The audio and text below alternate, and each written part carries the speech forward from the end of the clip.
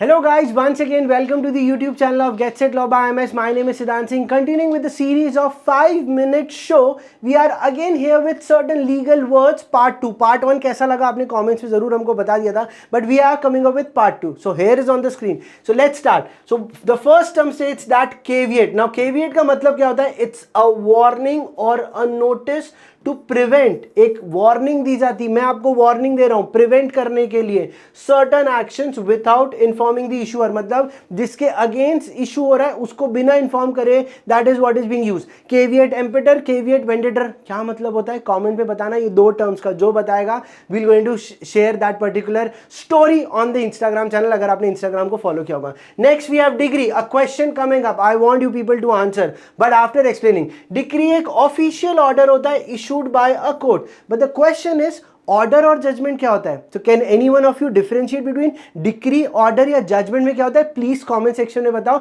अगर आप आंसर दोगे हम उसका स्क्रीनशॉट लेके स्टोरी पे शेयर करेंगे. So guys please don't forget. So decree is an official order जो कोर्ट देता है. जजमेंट क्या है आप बताइएगा. Next is compensation. But what is the difference between damage and compensation? Damage first part में लिया था, कॉम्पनसेशन सेकेंड पार्ट में लिया, बट क्या है? सिमिलर लगता है बट डिफरेंस आप बताओगे. Payment awarded to a party for loss, injury और हार्म. सिमिलर लग रहा है डैमेजेस से, बट कुछ डिफरेंस है. क्या है आप पता करिए, पढ़िए, क्योंकि हम यहाँ पढ़ा के कंटिन्यूसली रटाएंगे नहीं. We want a conceptual clarity. Let's move forward. Forgery, अगर मैं किसी के सिग्नेचर्स बचपन में कभी कभार कर लेते थे रिपोर्ट कार्ड में, बट ये कभी नहीं करना, कभी भी नहीं करना, क्योंकि लीगल हम लोग लॉयर्स, फ्यूचर लॉयर्स, एडवोकेट्स होंगे, हम इसको सपोर्ट नहीं करते. फोर्जरी मींस अगर मैं किसी के फेक साइन, फेक डॉक्यूमेंट बनाऊं, दैट इज फोर्जरी. बट रुको भाई, क्योंकि यहां पे क्या है, क्योंकि कोर्ट ने इंजंक्शन का ऑर्डर इशू किया, may be temporary final injunction. Court यहां पे स्टॉप करता है कि फॉर टाइमिंग, जब तक केस फाइनल डिसाइड नहीं हो जाता, एक इंजंक्शन इशू करता है कि आप ये काम अभी नहीं कर सकते. मेजरली लाइक फॉर एग्जांपल किसी ने खराब खाना बेच दिया. अब ये खराब खाना सही में बेचा है नहीं बेचा हमें नहीं पता, बट फॉर टाइमिंग अभी आप खाना मत भेजो रेस्टोरेंट्स पे. इंजंक्शन ऑर्डर इशू करवा दिया till the time final decision is being given. Next we move towards a domicile.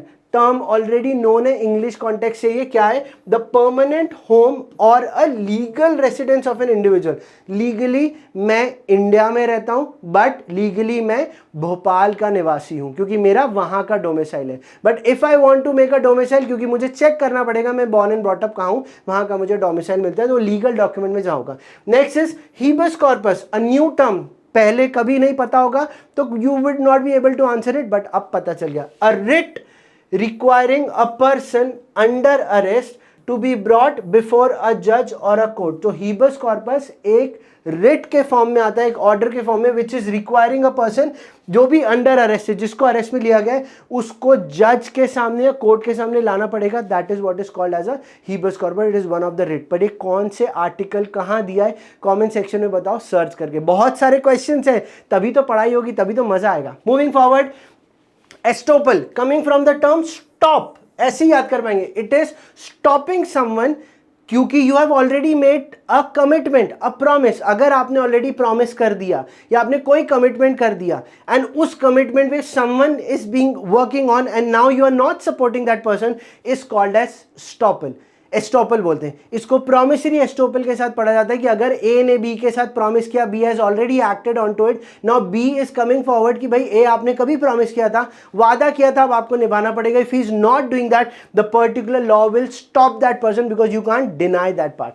Now comes to the term equity. बहुत सारे शार्क टैंक फ्रेंड्स ने देखा होगा. इक्विटी का मतलब क्या है? इतना percentage of equity they they. But law के कॉन्टेक्स्ट में इक्वालिटी एंड इक्विटी का डिफरेंशिएशन क्या होता है? देखो यहाँ पे छोटी सी बच्ची है, इक्वालिटी है, बीइंग एक्सेस दिया है, बट इक्विटी नहीं. इक्विटी कैसे?